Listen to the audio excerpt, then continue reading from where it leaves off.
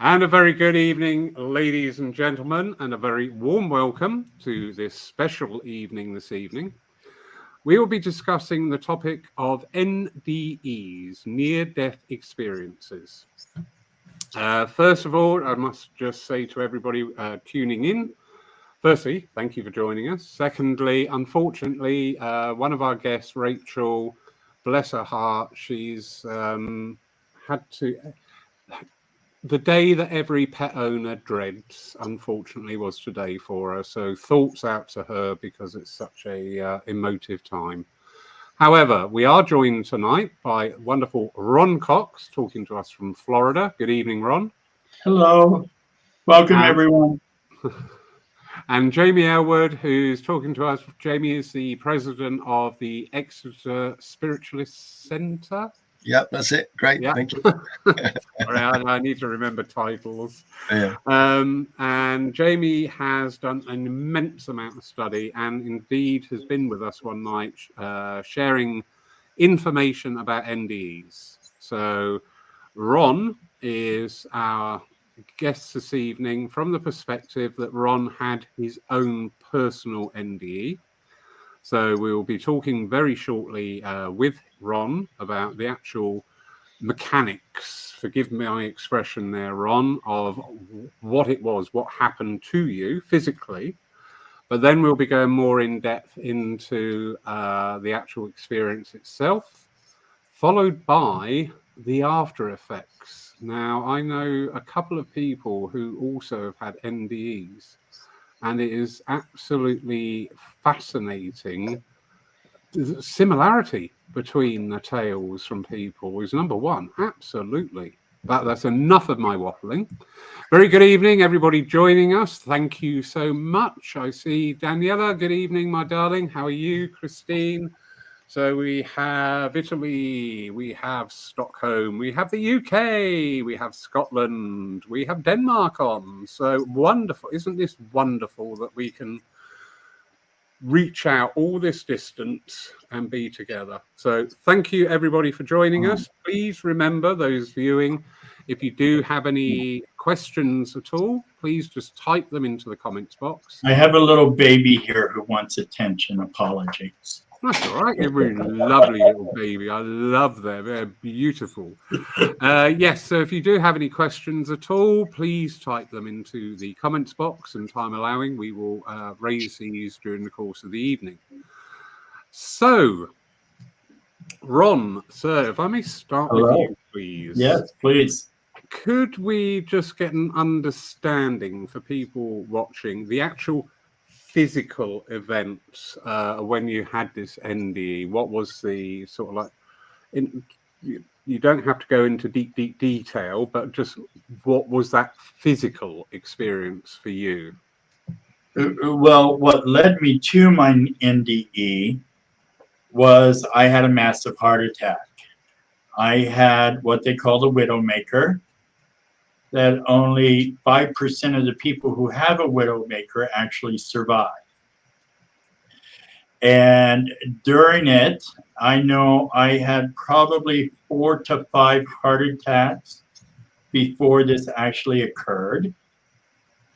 And of course, by this time, I'm already at the hospital. They're already taking care of me.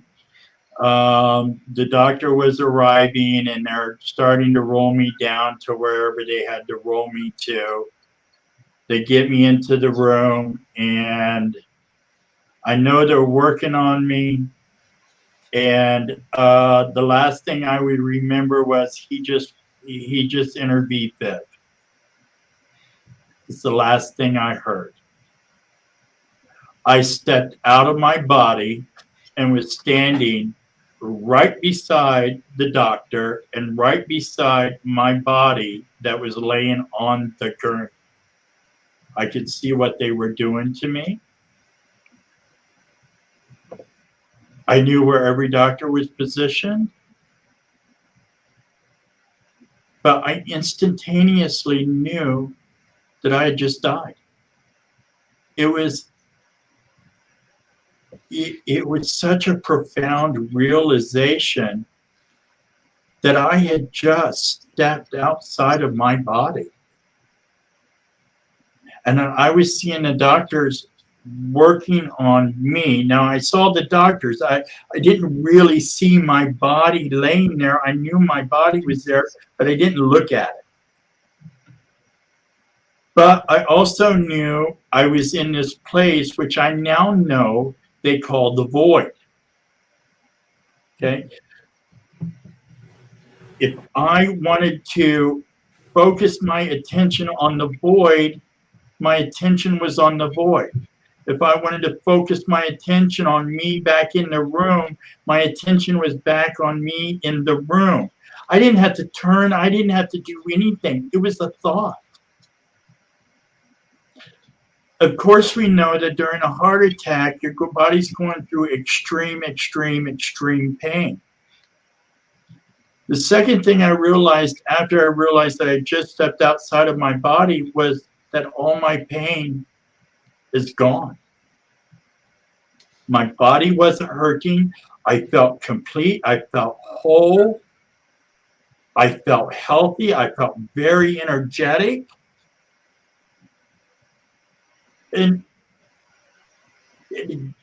again, I was just...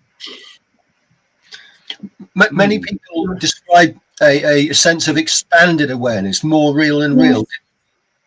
I knew everything all at once. It wasn't like I realized that I just died. I knew my body was okay. I knew exactly where it was. It was instantaneous, everything, all at once. But it's like, is there still a physical part of the mind left that slowly processes this through in a step-by-step for us so we can better comprehend it? You know, but it was the realization all at once of everything, instantaneously knowing that I had so many family members standing next to me and so many different presence standing next to me. Even though I physically could not see them there, I could feel them. I could feel every individual that was in this void with me. And the most incredible one, she just stepped up because that's how she always does. It was my mother. My mother was the one who came out of, let's say, the spirit crowd of spirit people. She was the first one that stepped out and said, "You're okay. But it's not time for you to be here. You have a lot of work to do." And after that, I remember instantly my thoughts going back to my spouse and my dogs and me saying, no, no, no, no, I can't leave them yet. It's too early.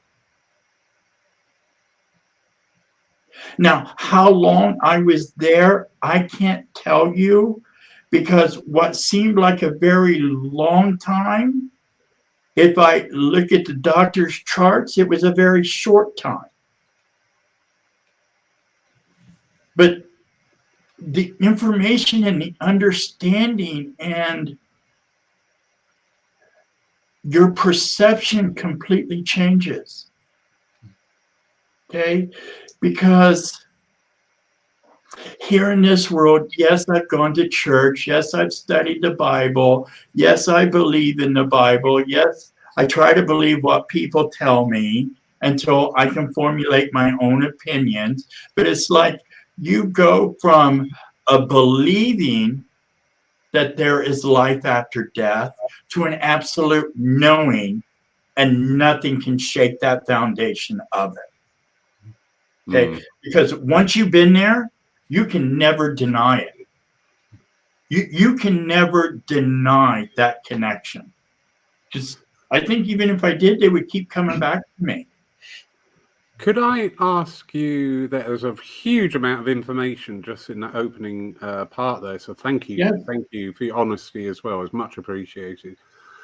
You said the void. Now that struck a resonance with me. in an easy layman's term, how would you describe the void? Going into the room, closing all the doors, drapes, and curtains, and turning off the lights. Thank you. The door may separate me from the people in the other room, but really the door is not the obstacle for me to know that they're there, because I can feel their presence. So this was a sense of blackness, was it? Because lots of people report that. Yeah. Yes. Yeah.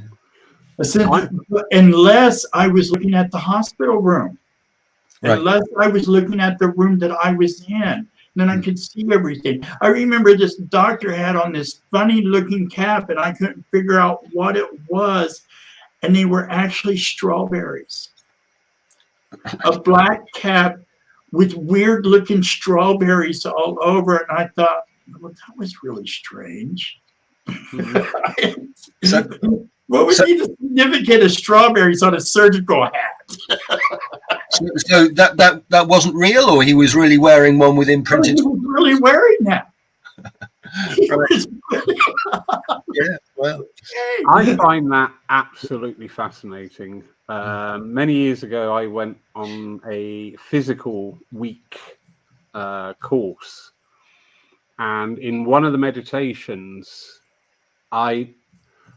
it was later described to me by the course facilitator who was speaking in trance. I went to a place and I was not very keen on it. The only way I could describe it is the total absence of everything. You know, if we shut our eyes, we still see sparkles, don't we, behind our eyes? Yeah. There was nothing there. And that really wrong-footed me. I was not sure about that at all. And I remember saying, I need to come out, and I did. But the circle leader in trance afterwards was going around, got to me and went, you have touched the void and you needed to know that. And I thought, Yes. And what you just sparked that memory when you use that terminology. But as I was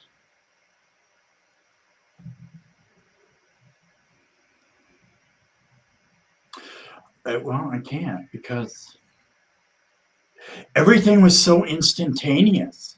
You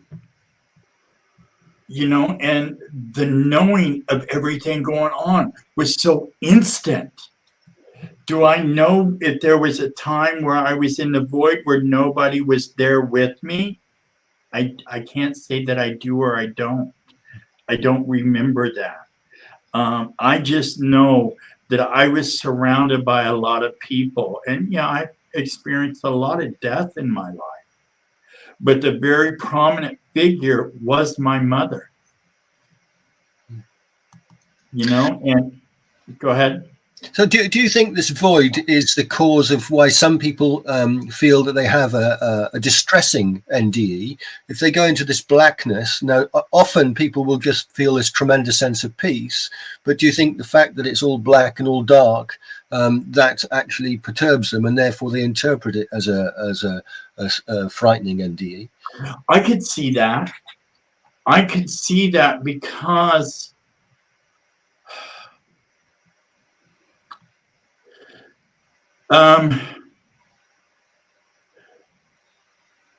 it's because your spiritual mind is going all over the place, I think. And yes, although I did think of my husband and my dogs, and I got set on that feeling of them, I could see where they could get set on that feeling of nobody's here, I'm scared, I'm not sure what to do. Sort of scenario. Okay, especially for non-believers. Especially for non-believers. Can you imagine a non-believer going over there and not knowing what's going on and how frightened they would be? Yeah, well, even for the believers, I must say that. Yeah. My experience, just on a meditative level, it didn't frighten me, but it really wrong-footed me because there was nothing. Yes, nothing of everything. It was like, That's the only way I can explain it. There's no stars. There's no light. There's not. Could I feel my body? Yes. Did I look down to see my body? No. But could I feel it? 100%. Daniela I could feel here. my legs, I could feel my arms, I could feel my torso, I could feel every inch of me. But I don't ever remember looking down to see what my body looked like. Yeah. I'll say Daniela here has just put a comment in. She also has had an NDE. Thanks for sharing that, Daniela. And she's saying, I can resonate to Ron's experience here. It is fascinating the number of similarities that people have had. Not every story is the same. However, there are these remarkable similarities going through. Right. Jamie, you have the notes there from Rachel from a previous study with her that she's currently consented to sharing tonight. Is there anything in those notes relating to that particular moment? Not to the void. Ibn Alexander, I think, referred to it as an earthworm's eye view of it. So that seemed to me a similar description. I'd be interested. I mean, can we bring Daniela in? Would she be interested? And she can give us some. If you're willing to, Daniela, my darling, I'll send you an invitation. It's a very simple process, and it's coming out to you on Facebook Messenger. So carry on talking while I do this. Okay, so Ron, can you tell us? Many people feel an experience of peace and of intense love. Did you feel that? Obviously, you did. That expression on your face. It moves me to tears. Never felt like anything like that on this earth ever. No. Never. No. We couldn't comprehend it. We literally could not comprehend it. Oh, yeah. It's so incredible. The only way I know how to describe it is as a medium. Sorry. No. That's actually really wonderful, because that shows people quite how emotional the whole thing is, and how real it is. As a medium, when I'm making contact with my communicator for my spirit or for my sitter, and when they blend into my body, I feel this incredible sensation of love coming through me for those that are there. And I always say to them, because my body is full of goosebumps, I always say, I wish you could feel this. Yeah. I wish there was a way that I could get you to feel the amount of love that is coming through the spirit world for you. Because I can tell you, even though I was in my spirit body, even though I had no real form, you feel that. You feel that on such a level that is absolutely incomprehensible. Tony Woody, I don't know whether you've seen on YouTube his NDE, but I quote this a lot because I think you'll understand why it's so wonderful. But he said, imagine receiving all the love from all the mothers who have ever lived coming at you all at once. Doesn't come close. So no. I mean, how do you feel something penetrate your spirit body? You can feel it penetrating. Yeah. I felt like it was penetrating through my skin, but it wasn't my skin. I don't know how to describe it other than the most incredible amount of love you've ever known in your entire life, and you still can't put words to it. Yeah. Yeah. I've said this many times as an evidential medium during work, and I know there's a number of evidential mediums in the room tonight and probably concur that when a medium from the platform says, oh, and they say they love you, they're not saying that, they just whoosh it on you. Yes. And you have to vocalize Yes. it. You can never do it justice. It's No, just you like, can't. bang. It's I got Rachel's. This is a communication I had with her afterwards. When we were discussing it before the talk I did. But she says the love out of body is incredible. There are no words in our language to describe it, but to try is an incredible thing. To attempt to bring that otherworldly love into the physical is both challenging and beautifully empowering.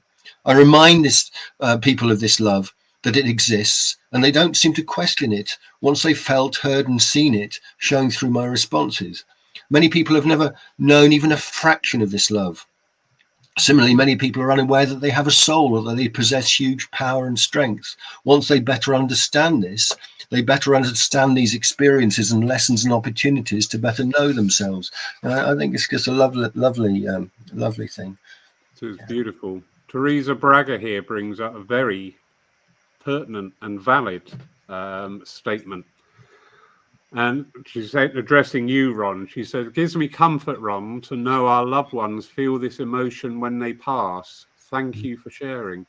Yeah. And that is, and that nobody here or anywhere that's had it is special.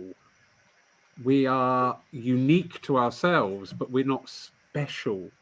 So right. that process for each and every person is there. It may obviously go down its own life path, but that initial feeling that love. We have the wonderful Daniela who is joining us. I don't know, Mr. Aylwood. I thought I was the one that kept dragging people in. Daniela, my darling, how good of you to join us. Good evening. Thank you for joining us. Good evening. Thank you. I don't know how much I realise logging into StreamYard can be a little bit pedantic at times. Yeah, I had to rush to get the laptop because I was on my phone before, and apparently you need to have Chrome or something. Yeah. So I thought I had to organize myself. So it took me a little longer to sign in. But no, once I got your link, actually was straightforward. Wonderful, wonderful. And you're speaking to us tonight from? I'm based in Surrey, southeast England.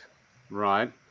I don't know if you heard much of what Ron was saying when you were running around getting the laptop, but he was trying to express that feeling of love that came in. Did you have a similar? After I kind of understood or got around to understand what was happening to me, I had this reassurance, and it was quite emotional, a bit scary at the time. I could see myself on the operating table. Likewise, I could see the doctors down below, and I could I was floating by the ceiling, and I temporarily moved on to the corridor of the hospital, and then I came back, and I could hear everything they were saying.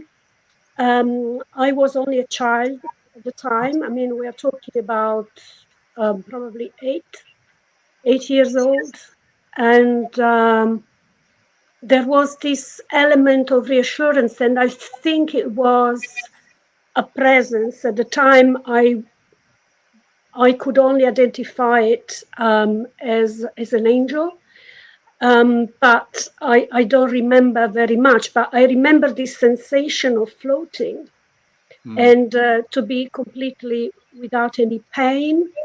And I remember the darkness as well. I remember that darkness. And I was, although I was like in spirit, but I was feeling very cold at the same time. So it was I don't know how long. Again, like Ron was saying, you lose completely the sense of time. So I, could hear them, talking about even having a laugh while doctors, operate and everything. And obviously, I was told that at some point afterwards that I had some breathing difficulties, so they might have lost me for a little short instances. I don't know, but this is what happened. Yeah. And can I ask, did you have a life review in your experience? What do you mean, life review? Well, lots of people, not everybody, but quite a number who have NDEs experience every second, every thought of their entire life, and I see what you mean. Time to ponder, about the right and the wrong and things like that. No, because I think at the time I was too small. Yeah, Too yeah. right. I was only 8 years old, so. Yeah. But I this is a bit difficult, but indirectly, I have experienced something extremely powerful last year. Mm-hmm. Exactly about a year ago, on the 1st of April, my uncle dying of COVID, and basically, I knew he wasn't well. I connected to his soul. And it all combined time-wise afterwards with the time of his death, because I texted my auntie at the time he was dying, saying that I was in touch with him. Yeah. So what happened was that I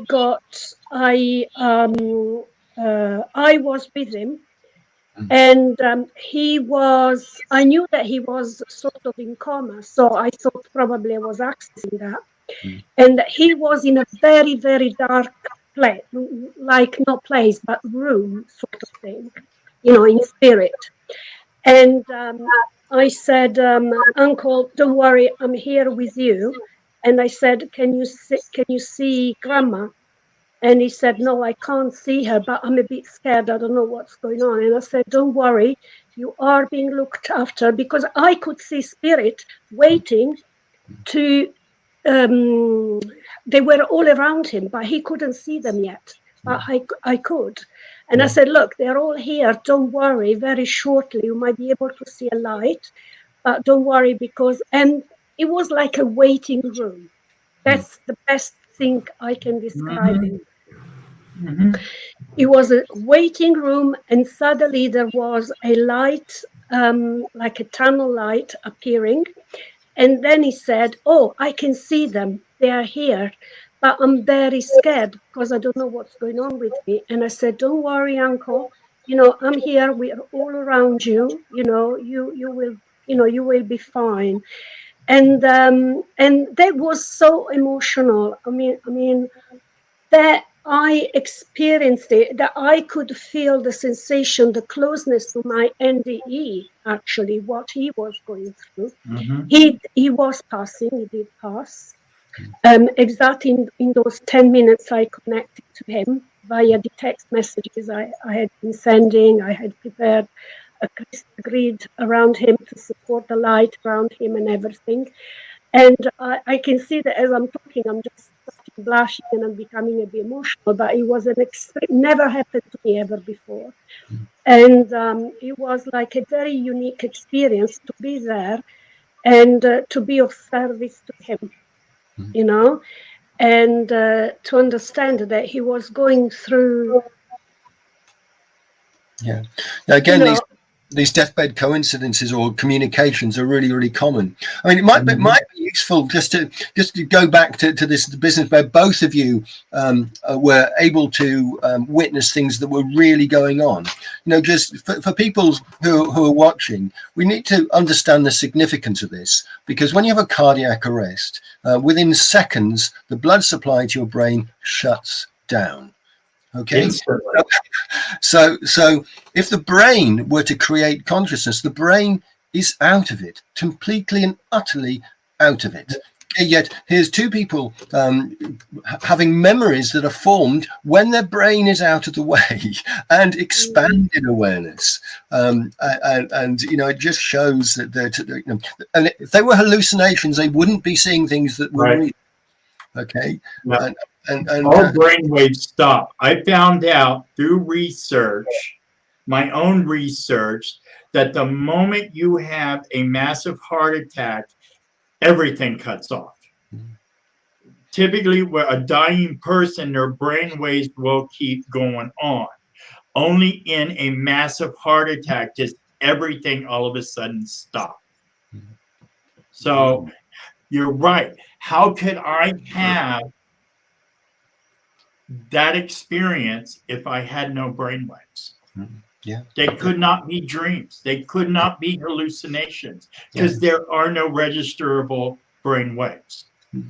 Yeah.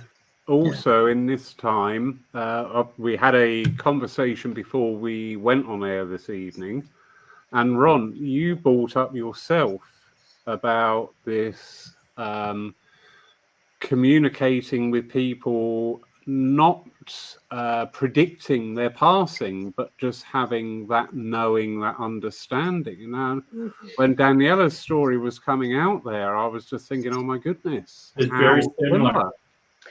Very similar.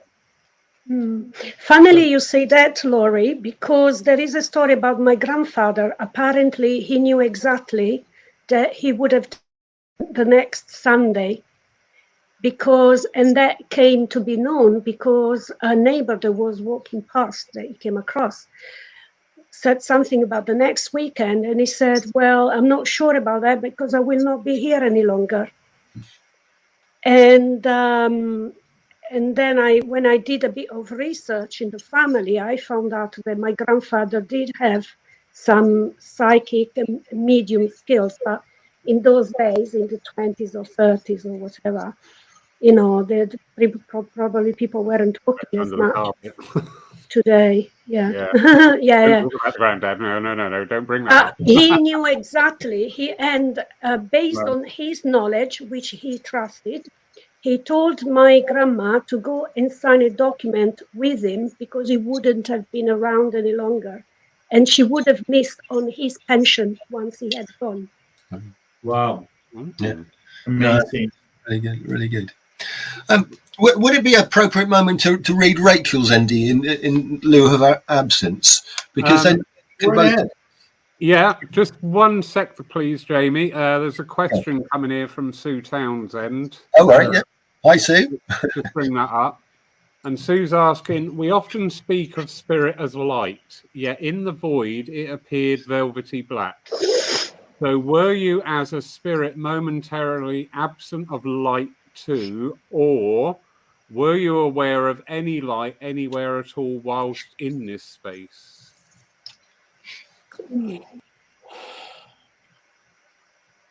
So, Ron, you said when you were there, when you put your attention to something, it was there. When you put your attention, but when the attention wasn't there, there was, as you described, the void. And Daniela, you're describing there your uncle, and your experience there at that time with him, because obviously your attention is on your uncle, therefore you can see your uncle. I just find that absolutely, do you know what, there's a whole lifetime of study just in that one small area. Is this some sort of, I can't find the terminology that's going to be, I don't want to belittle this experience at all. But at that moment of passing, do we wake up in the spirit world fully cognizant? Or do we have to go through a little bit like when we're born here on Earth? We come from the womb through the channel into the world. Is that process somehow reversed, that when we go... My understanding is that, yes, that we need to start from scratch again. And also, we don't see right away the spirits and the light around us. As I called it, and it was my experience, there wasn't such a thing as a light, or I could feel the presences, but I couldn't see the lights of there. I think it's quite important to stress and emphasize here for people listening. We are human beings, and we naturally associate light good, dark bad. It's not a bad thing. It's just the absence of everything. No. Yeah, I suppose it's like you've got a complete clear blackboard. There is nothing. But I don't think I was velvet black. No. No, it's not there. I was the light in the void that was calling to other spirits to come to me. Right. You know, is that our calling? That so when we transpire, that I don't know, maybe we become this certain color light in the void, so other spirits know where we're at. I mean, if we're a medium and children are attracted to us where there's something going on in our upper being, our higher self, am I triggering off a light for all these children to come around me? Well, am I triggering off a light when I cross over for all the spirit world to come around me? Or is it automatic knowing in the spirit world that they know I'm getting ready to transpire? I just know it was instantaneous. But I can tell you, I don't feel like I was velvet black. No. Even though I was in the void, I could still see. That is interesting. I could see, but no, I couldn't see the spirits. But their presence was in such a way that I could see them through perception of the energy. That's it. Mm-hmm. You understand that, Daniela? Yeah, absolutely. I'm totally with you. It's difficult to describe it, but it's as close as it gets. It yes, is. Totally. But it's not. The light of the operating room wasn't filtering through.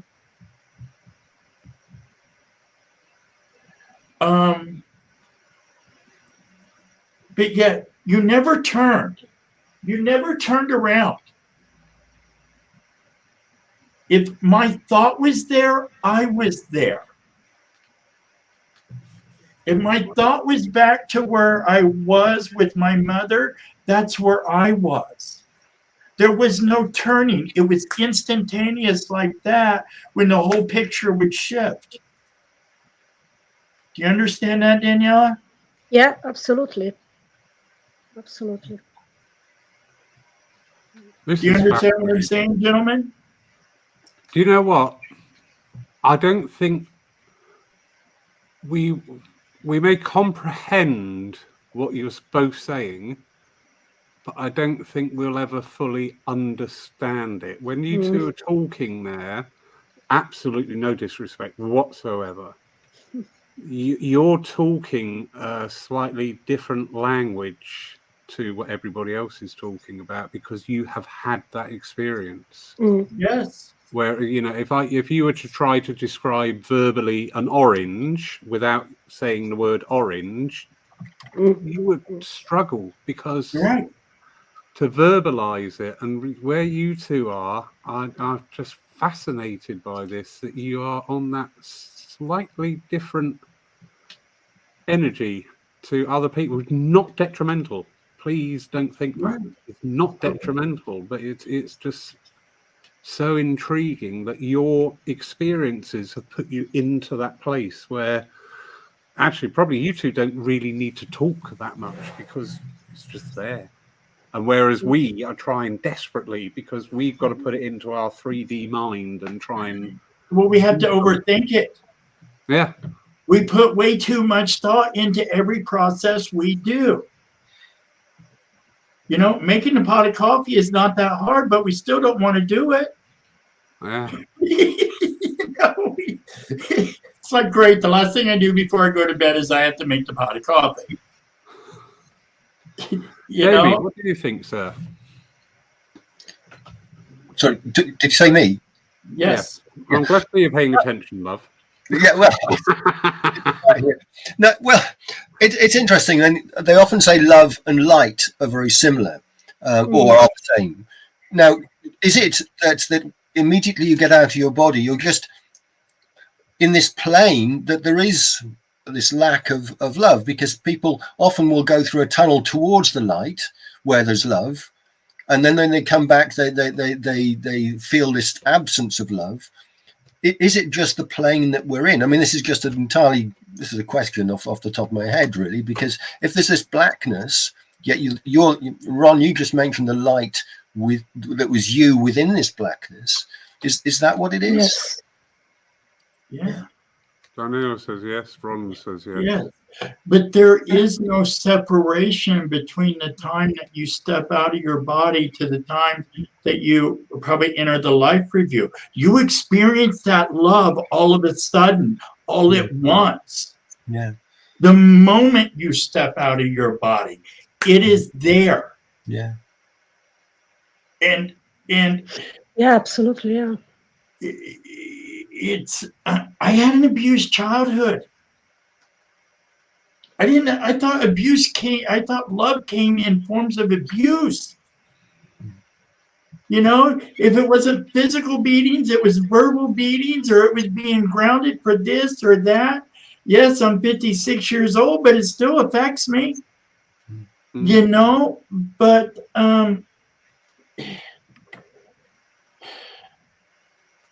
sorry, I lost my train of thought. That's right. That's all right. Don't worry. I think we are light inside. That is the truth, because we are like this battery of light, if you like, that when we leave the body, I just don't remember coming out. I just know I was out. Instantaneously. Instantaneous, exactly. And then I was like this firefly, you know, like kind of thing, just like in the room. You know, I had lost my 3D body. Actually, if you like, my aura, I could sense myself having the same shape, the same height, the same everything, but I wasn't in my body, basically. So I was maintaining the same light energy, and I was energy myself. As we mentioned before, I could sense there were presences around me. I couldn't see them, but I could perceive them, and I wasn't scared. I was more scared when I came back into the body, and I thought to myself, what the heck did just happen? You know? And when I mentioned to my parents, they just like thought, oh, that was just the anesthesia. Yeah. And it was brushed off like that because I was a child. Yeah. But that experience stayed forever. And that's another wonderful thing. Because you were a child, no doubt you hadn't heard about NDEs before you experienced one. So where did you get this information from if it wasn't real? Right. Yeah. I mean, I'd heard about him. Did I ever study him? No. Did I go into any great depth into him? No. My focus in life had nothing to do with spirituality or anything else prior to. My life beforehand was all about me. Yeah. So I think Sue would like to get on to the changes, and I mean, I've heard some from you, Ron, but how has NDEs changed you? Laurie, can I read this one from Rachel, because you know, I think it'd be good to have two people who've had NDEs comment on it. Please do. So, you know, people have got to remember that every NDE is different, it's an individual thing, and that there are patterns, but not everybody has the same thing. So Rachel actually had a life review. You know, her NDE was caused by her giving birth, and it didn't go well. So she says she briefly hovered over her newborn baby, hoped she'd remember me, then I was traveling. It felt like I was shooting through a tunnel, but I couldn't see any sides to it. It was dark, but illuminated. I was not alone. I could sense a presence with me. I was tumbling forward, upward at an unfathomable speed. It felt like wind all throughout me, inside of me. I likened it at that age to being on a roller coaster, that rushing feeling. It was wonderful. I felt so light, so free. Simultaneously, I experienced this fully and watched myself experience this with clear vision from a little distance. I can still see myself tumbling if I concentrate on the memory.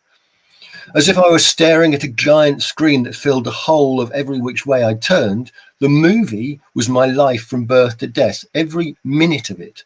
Every event I had ever experienced, I watched it and relived it. It was at this point I realized that time did no longer appear to me as it had in my body. It was as if I were projected into a moment or dragged through time backwards before forwards to re-feel. I witnessed at this point the abuse I had experienced and suppressed as a child, as well as out-of-body experiences I had at that time and at night when I was laying in my bed. I could see myself flying out of my body, and I remembered.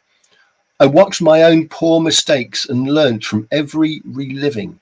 I watched myself as a child bitten by a guinea pig and in shock half launch it onto the sofa. I felt shame at this time because I felt the fear of the guinea pig. No one condemned me. I was asked only, what had I learnt? I was comforted at this time, consoled and reassured. I'd learnt so much, how big an impact my seemingly small actions had on a large scale, how my choices and behaviour rippled through the lives of countless others, how the love I showed spread like wildfire, how the way I mistreated others through the way I mistreated others deeply hurt and affected them, and also how that pain, fear and confusion would then impact on the lives of others too.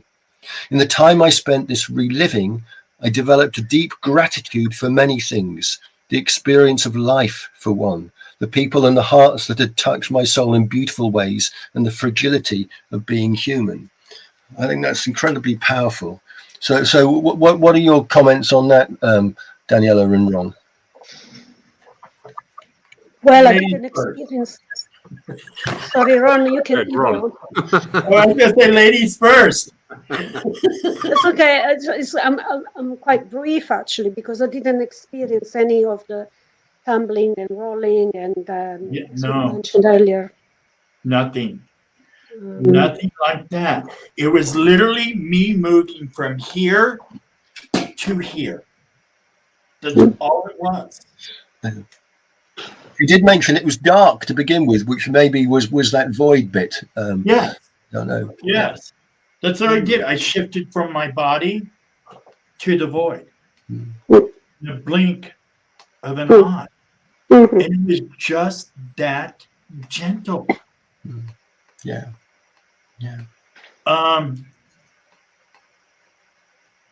So something in her statement really resonated with me. Mm-hmm.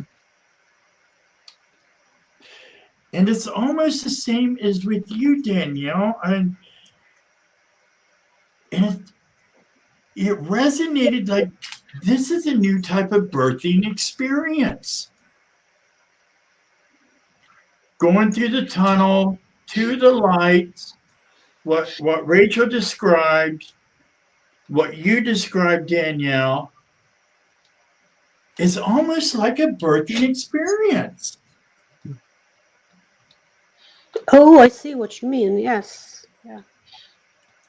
And I don't know why it just stuck out to me so incredible, especially when you started reading Rachel's. Is that what we're doing? We're being rebirthed into a new world? Well, yeah. You know, I think this leaves you with more questions than answers. And the more you try to seek help, the more answers that come out that you need to ask. So what about the changes that you feel that your experience has had on you? Because these things, they happen so quickly, yet often are really profound. How have you changed?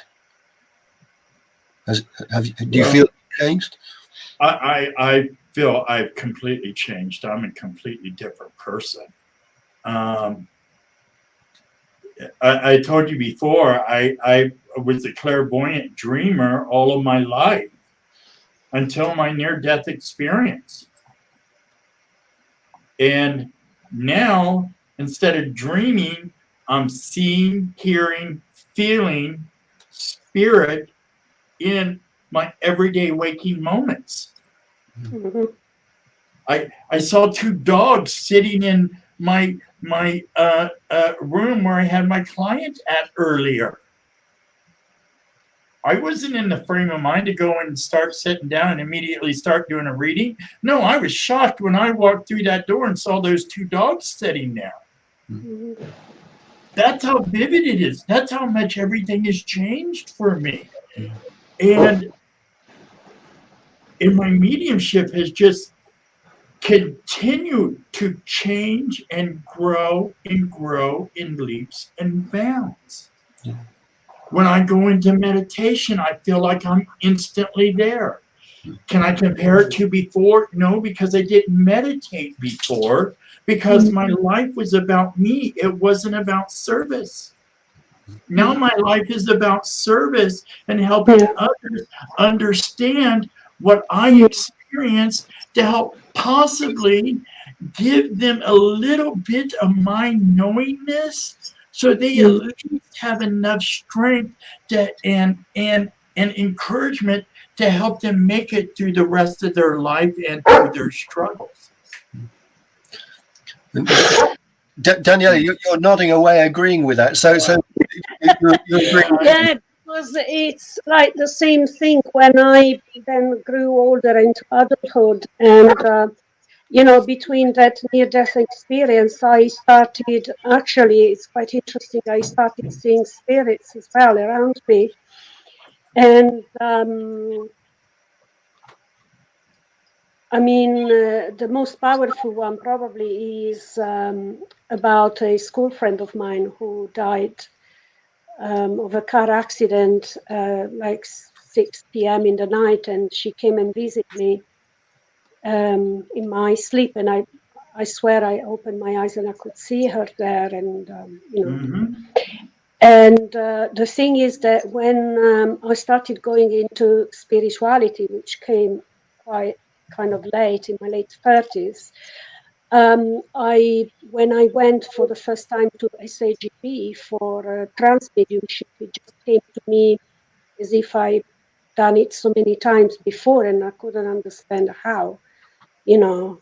And connection with spirit at the moment is coming, you know, from strength to strength, basically, you know.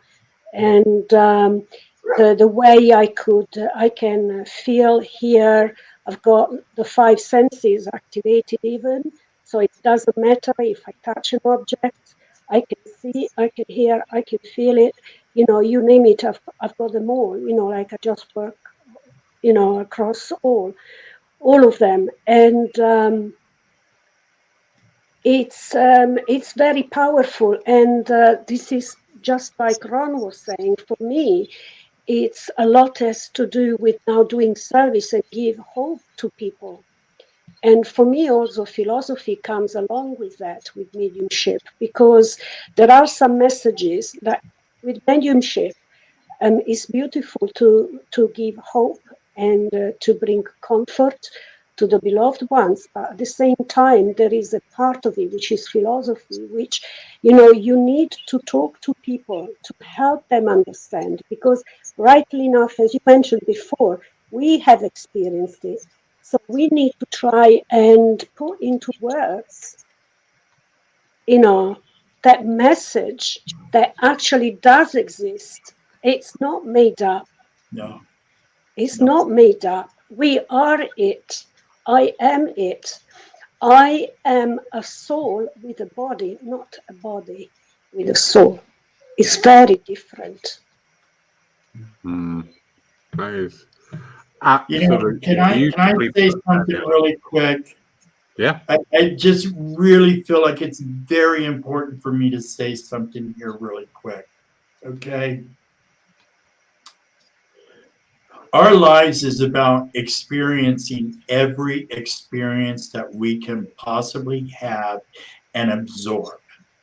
Our life is a culmination of all those experiences. Our characters are a culmination of all those experiences. But without these experiences in our lives, what would we have to take back to source. That is why we are here.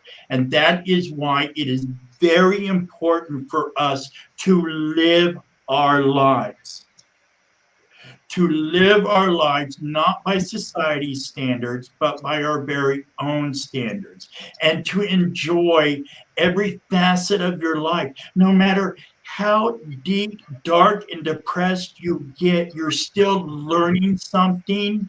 And even after you come out of that and realize what you've learned, it's still an experience and it's still enjoyment in life, no matter how hard it may be. So it is very, very important that we realize that these near-death experiences are something that happen naturally and not something that we have caused by trying to take our own life. That is not what we're here for. Yes, everybody struggles. I understand people struggle and go through that. Please, dear God, please, I am here with no judgment, just open arms. If you're struggling, reach out. Reach out to somebody, because suicide is not the answer. Life is. Okay? And no matter how depressed you are loved more than you could ever possibly imagine. That there. Thank you, Ron. It is something of a paradox in a way, isn't it? That this brush with death, not being demeaning, but just as a terminology, this brush with death actually brings in so much value of life. Yes. And the importance. Absolutely. Yes. Absolutely. It makes me realize how important, like Danielle, you were born with an ability. I was born with an ability. It makes me realize how important this ability is to share with as many people as I possibly can. Absolutely. Mediumship is not about helping you solve your life's problems. That's your free will, and I cannot interrupt it. But my mediumship is here to show you that life continues after this thing that we call death. There is no death. Our energy continues on. Look at M equals MC squared. If you need proof, right there it is. Okay, but it's about the messages your mediums are giving you, whether they're spiritual, philosophical, evidential, healthcare mediums. It's about life and the enjoyment of life, and that we continue on after this. The evidence is in the validations from the communicators. Yeah. What do you think, Daniela, my darling? Well, you know what? I have noticed that the new generations are much more tuned in to these new energies, comparing to the old paradigms that belonged to our parents and grandparents. Yes. And I can see, I work like in schools because I'm a qualified teacher, and I mean, it's like unbelievable what you see from these students in secondary schools, how much they are sensitive to energies, how much they believe. Yeah. You know, they call it indigo children, crystal children, and all of that. And it is true, they are far, far more tuned into the new energies, and they do believe in the afterlife far more than people in my generation or even the previous one, all the way down to the grandparents. It's completely different. Yeah, yeah. I've heard a couple of 20-year-olds talking about going out clubbing and where they go to drink or where they go to socialize. And they said, well, you know, we don't go to many places. We only go where we really like the energy.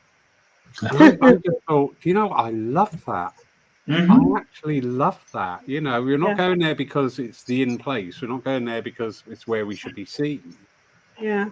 They've got this inherent understanding. I go there because the energy is great and I enjoy myself. Yeah. And it was just said as just a glib statement, but I thought that's quite profound. That really shows something there. And I have worked several times because I'm also a qualified crystal therapist. I've worked several times with teenagers, and a lot of them have admitted that they hear or see spirit.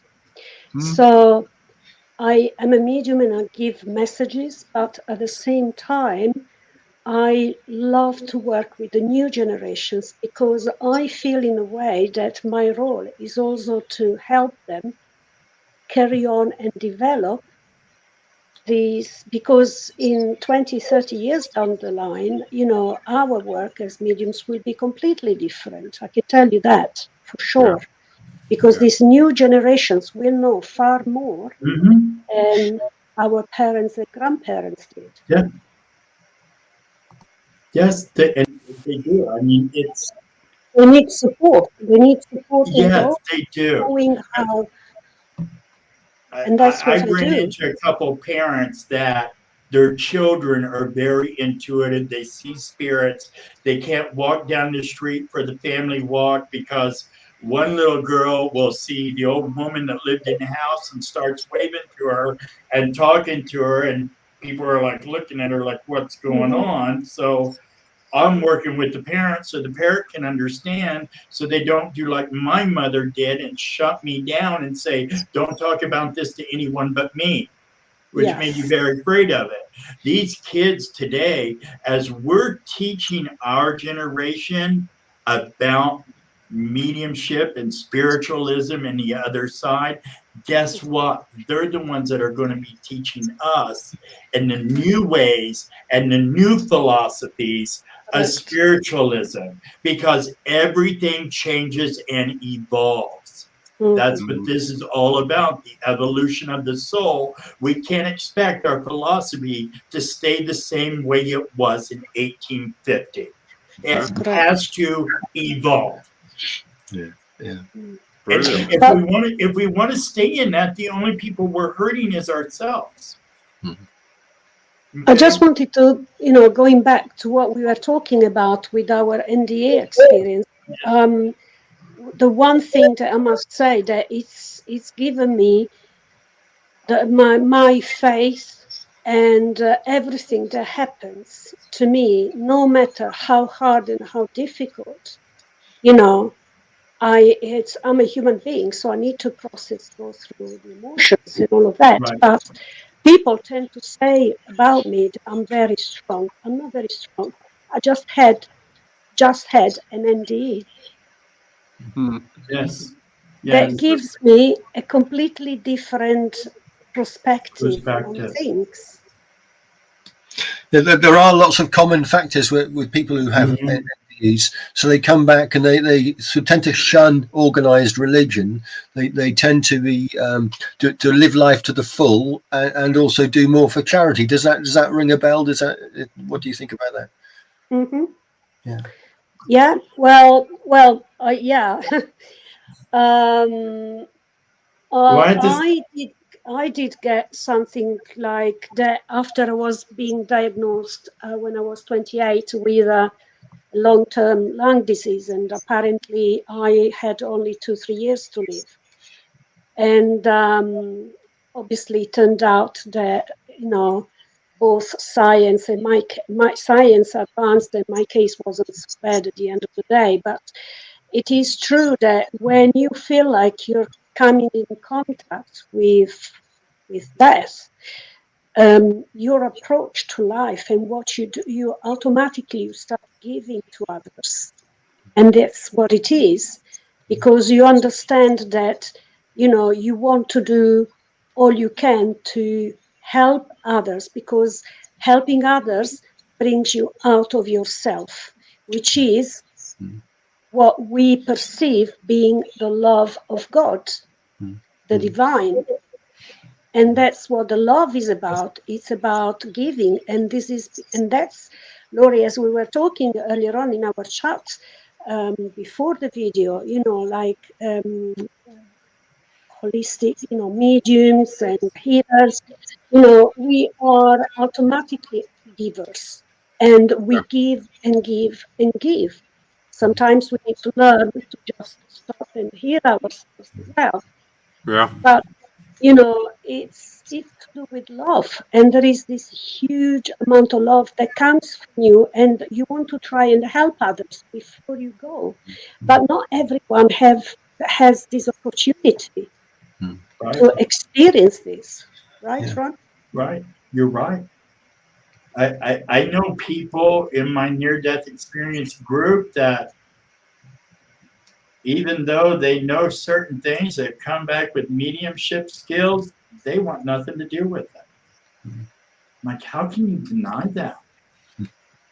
How can you deny such a natural state of your being? Because we all are. And how can you come back from after experiencing all of that and not truly believe in all of that? They are in denial. They're in denial. Denial. They are too scared. I know people that have gone through this 5 different times. I've only been through it once. And one gentleman I talked to, he's experienced it 5 different times. And he's still not in the full realization of it. Maybe that's the lesson. That's his lesson. That is his lesson. Yes. Yeah. Yes. Some people need to experience the same trauma over and over again until they get it. Hey, and it's not going to go away. I'm just glad I got it the first time, because I never got anything the first time in high school.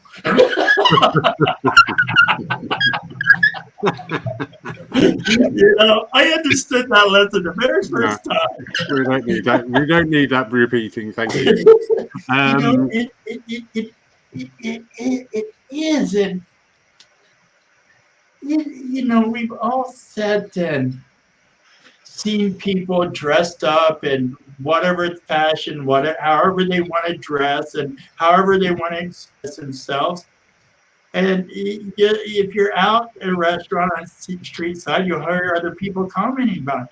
I think I'm no longer judgmental. It's like, let him live his life. He's having a fabulous time. How they dress. I must say, we live in a society. Fortunately, society is changing a lot these days. Yes. Unfortunately, not for the right reasons, right? Yes. But we can sense in a modern society how the mentality is opening up, because we've been hit by COVID big time, and this has shifted a lot. Has shifted a lot the society. People were forced to go inside within themselves, first of all. And now the war in Ukraine, horrible, such a disastrous, if I think about it, I become emotional again. Right. I mean, how can the society ignore this? So one way or the other, we are all becoming aware that we need to come out of our egoism and start giving and supporting others. That is really interesting. Yes. During the COVID era, many people were forced to face their own mortality, which is something we never dealt with. Yes, correct. How many people on here tonight have got their wills written out?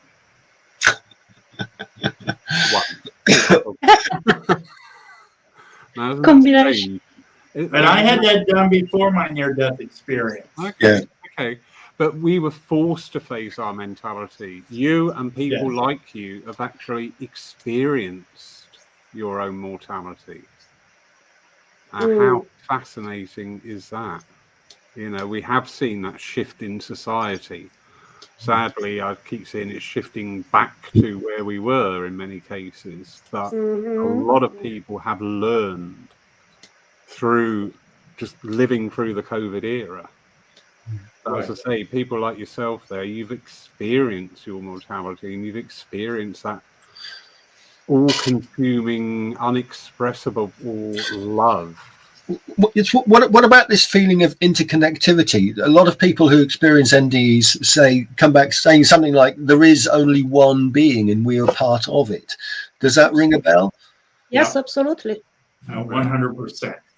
Because if say you got something wrong with your foot, you wouldn't blow it off, would you? It's your foot. You try and understand what's wrong with it and you try and fix it. And I think Christine Stewart, I can't remember the exact quote, but she wished that everybody would have NDEs, because she said if they did, there wouldn't be another war, there would be no poverty. There'd just be love. So yeah. Right. Interesting. I agree with that 100%. There's no way to deny that amount of love after you've experienced it. When I was at Arthur Findlay, I was sort of quiet about my NDE, and one of my teachers through a reading came through and told me that she knew I had an NDE.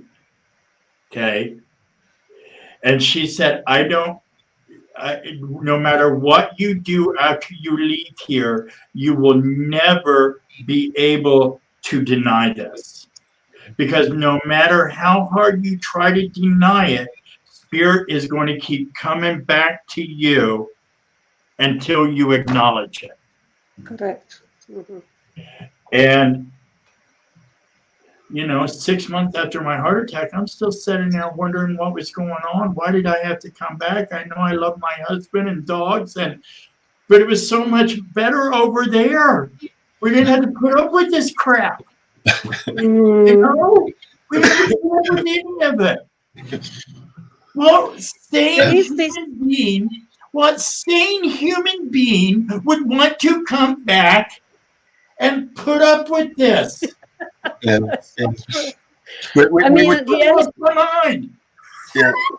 We were talking about this before we went live. Now, if I can find Rachel's comment, I don't know I can quickly, but basically, it's this struggle between wanting to tell people how wonderful it is, and also to make sure you tell them don't try and join them too early, because life is a gift. And laughing away, but yeah, I mean, I'm sure we've all been there, wanting to sort of join the other side sooner. But life is a gift, and even the tragic stuff brings lessons and brings benefits, right. and we grow from it. And it's no good sort of skipping off early, because that doesn't solve anything, and we'd only have to come back and learn the damn lessons again. When I looked into this, over the time, my understanding is that we are born because it's a gift that we got from Spirit to experience life on earth, and for us to learn the lessons that otherwise we wouldn't be able to learn. For instance, they say that angels were never born on earth, unlike, for instance, the ascended masters. Right. So, and there is a different type of energy and understanding that we are born to live a life. And as Ron was saying earlier on, like with suicide and all of that, that is not an answer. It's not an answer, because we are born to learn to overcome the challenges, no matter how tough they are. And hence I go back to saying that when we are in difficulty, the only way to help ourselves is to help others. Yes. Brilliant. You're right. Brilliant. Love that. Absolutely love that. And I love the theme as well coming in here about this. Our whole life is a lesson. And I always say with lessons, not every lesson comes wrapped in bows and with puppies. No. If you go back to school, I loved maths. I absolutely loved maths. I hated French. I just could not get my head around it. And that's a reflection of life, isn't it? Every day we have days off where we just enjoy ourselves.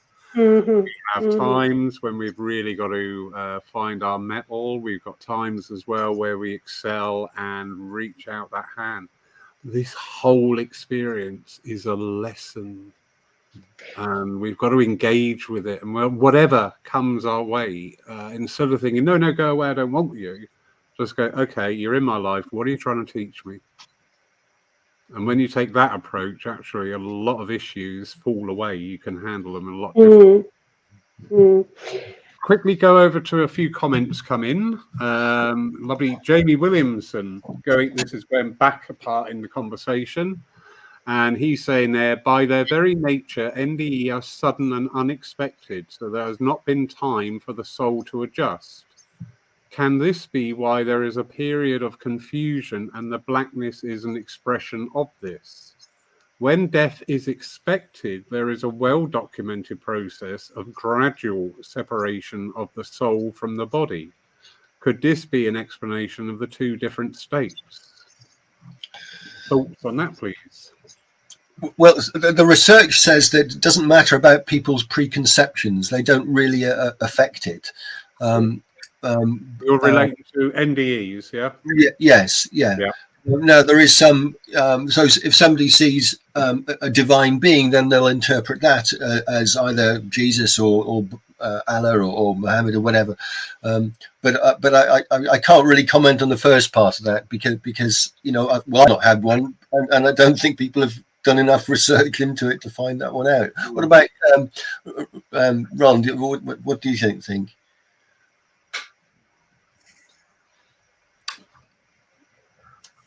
Well, again, I didn't experience confusion. Yeah.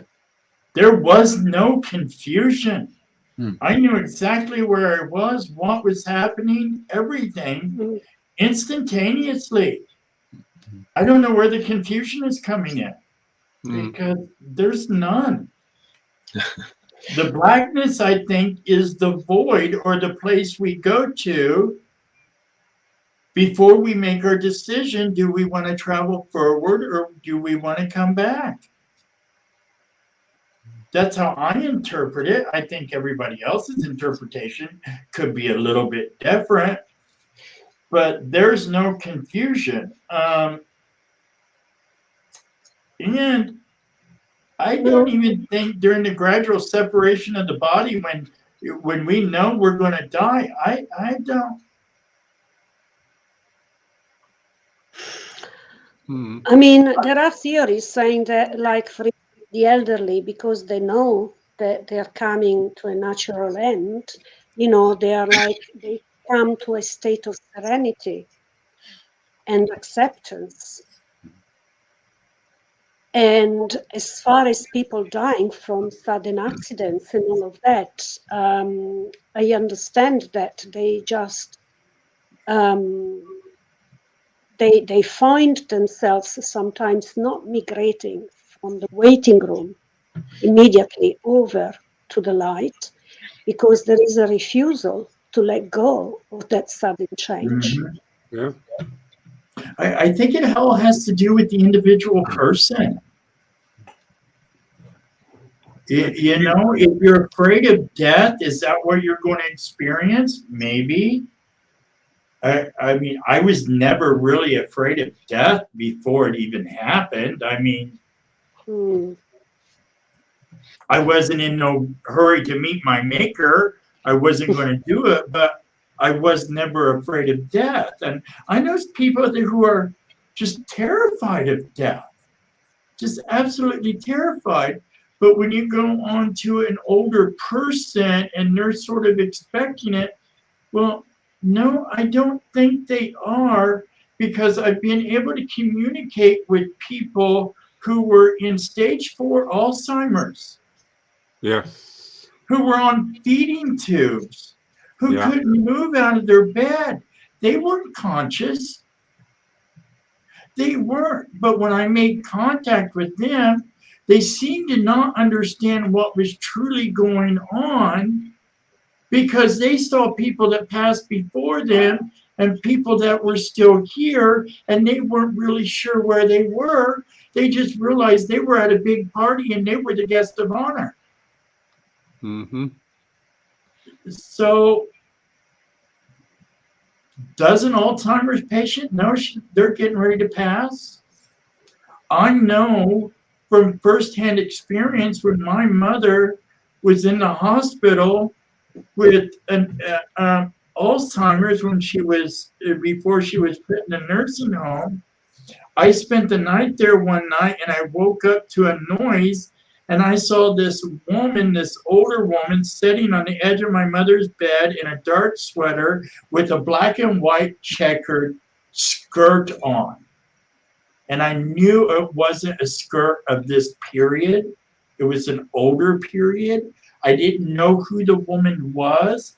I saw her cat-eye glasses, everything. I never met my grandmother. She died maybe 20 years before I was born.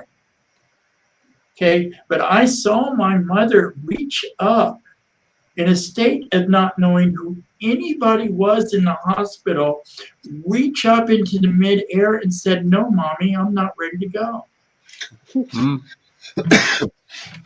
I mean, and then after my mother passed and they went through all the family photos, lo and behold, what do I see but my grandmother standing there in cat-eye glasses with a dark sweater with a black and white checkered skirt on.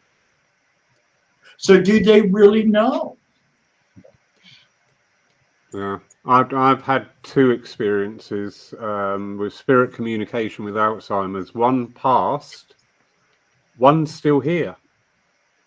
And that was fascinating. And I also felt extremely comforting, you know, that spirit is free and unbound and able to communicate, as in the name was given of the gentleman who is still on the earth plane. Yes. And I just thought, you know what, there is so much in that. You know, you can lose yourself in a study of that for many years, because for the pure compassion to those nearest and dearest of this vision of them being locked inside, actually they're not. It's quite the opposite. They are in a sort of semi-permanent state of NDE. They're on that hinterland. Yeah, they're liable to travel from one plane to the next with no problems whatsoever. Yeah. You know, I remember times where my mother was so very lucid with me. And then a second later, she was seeing somebody else that wasn't in the room. Yeah, and that was something that came to light in the mediumship, and it was confirmed. There was an actual nurse in the congregation. She came up. I said, the description of the spirit was discarnate. I said, it's like I kept leaving my body for longer and longer periods until I just didn't go back. And this nurse said to me after, that makes perfect sense. She said, I work on an Alzheimer's ward. And she said, there is moments of complete lucidity. They're there. And then they're gone again. And I just thought that is, well, I would find that incredibly comforting. I've not lost anybody close to me with Alzheimer's, but I do know a lot of people have. And the very common thread with everybody, it's like you keep losing them every day. From our perspective, and how terrible is that? But getting back to tonight's topic, Tony Goswell here just brought out a statement. As a teenager, I had a similar experiences. I think I mean NDE. Not, you haven't got an OBE yet, Tony. I know you're on out-of-body experience, Laurie. Yeah. And she's just saying, I understand totally the void being black, but light at the same time. I felt totally at ease, alone, but not alone. I was aware at these times, totally loved and guided. In a way, it was a little like being in space. So, yeah, again, it's commonality coming in. It's great. It is. It is like being in space. Yeah. The only thing I'm missing is the nebulas, the constellations, and I would have loved to see that. We will. My little Star Trek Voyager going through, you know. We will one day. We will. For all you Trekkie fans out there. Ladies, gentlemen, we are drawing to a close here. If I could ask the lovely Daniela, thank you so much for volunteering to come in tonight. It's so much My appreciated. pleasure. And a pleasure to meet you as well. Absolutely. I've seen you in Zoom rooms. I've seen you here and seen you down there, but I've never actually conversed. So wonderful. Just a short synopsis on the NDE and not the change it has brought about you, just that wealth of understanding that you've taken from that, you know, because if those of us who have never experienced this would be very fearful of an NDE, you know, having that time, we would be absolutely mortified at the thought. That's probably totally the wrong word. That you have been there. So what would you say to people about, you know, what was that core thing that you brought back and gone, do you know what, I'm really going to work with this?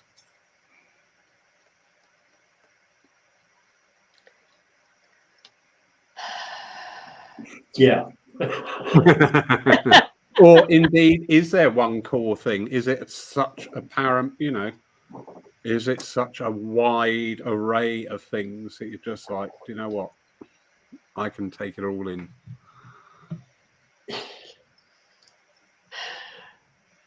You see, the experience, it's so powerful and overwhelming to us as human beings that it's difficult to find the right words to describe it. But what brought into me is the knowledge, understanding, but above all, an unshakable faith that we are just passing on Earth. We are just experiencing Earth and we are moving on. And I feel that as mediums, we do exactly that when we pass on messages. But we may have different skin, height, weight, but in essence, we are just light. And we are all absolutely all the same in the light when we pass over. So, and this is, and the power of the love, the power, this light power, you know, the love that you experience is like no other. You cannot describe. The only way we can describe it when we come back is just cry. When I think of it, I try not to tap in it at the moment because I would start sobbing probably. Absolutely. Because it's so powerful. It's so powerful. So just believe. And if you don't, you know, there will be ways to understand when time comes how powerful it is. Myself and Ron, we were meant to at the time we did, because probably we were meant, not probably, we were meant to do what we're doing today. Yeah. Because at the end of the day, to me, having spoken to other NDE people who have experienced it, it's a life-changing experience. Wonderful. And they haven't gone on to becoming mediums, but they've developed a strong connection to spirit. They can see and they can hear. There is something with the NDE that cannot be explained. It's like a soul calling. It's a soul awakening. Wow. Beautifully put, Daniela. Thank you. Very well said. Very well said, Daniela. That was beautiful. Absolutely brilliant. Ladies, gentlemen, thank you so much. Everybody joining us, and wonderful comments coming in here from across the world. How beautiful is that? Thank you, everyone. Thank you, Fascinating everyone. night. Absolutely fascinating. We here at Paul will be back online tomorrow evening, where we have a Lyceum night. So the subject will be anything appertaining to spiritualism. And we have a medium talking to us who will be down with us in person in April, Mr. Bill Rich, who will be talking. Some of you may have noticed up in the top corner there above Jamie's head, there is a little dedication there. We offer the opportunity here at Paul that if you would wish to remember a loved one, that you can actually sponsor the fees for our online activities, and we will put the dedication up there on the screen. It leaves me now just to say, Daniela, well, you were sat there innocently at home, weren't you, love? you Right. were sat there, la, la, la, la, la. Oh, I know, I watch this. Nothing comes by mistake, right? Nothing You've happens by mistake. obviously so meant to be, because you elucidated so many points. Absolutely. You're eloquent, you are charming, you are very perceptive and very knowledgeable. Thank you.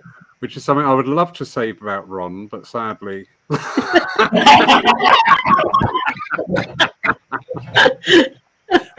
I guess you can tell we're friends. Ron, you know, I love you to bits. I absolutely love you to bits. Same back to you. You're my American brother. I have a Danish Yeah. brother, a Swedish brother, now I have an American brother. Yeah. How beautiful is that? The next winter, you'll have a place to come to for the winter. Oh, fabulous. Oh, God, yeah. I'm on my way now. It's permanently winter in the UK at the moment. And a half a mile away from the beach. No, I don't go on beaches now. Every time I get on the beach, Greenpeace keep trying to push me back out to sea. Jamie, sir, thank you for bringing your access to your research that you've done in this field. And obviously our thoughts are out to Rachel at this time. That's so hard, so hard, but bless her heart. Everybody, thank you all for joining us. It's been an absolute pleasure and a delight this evening.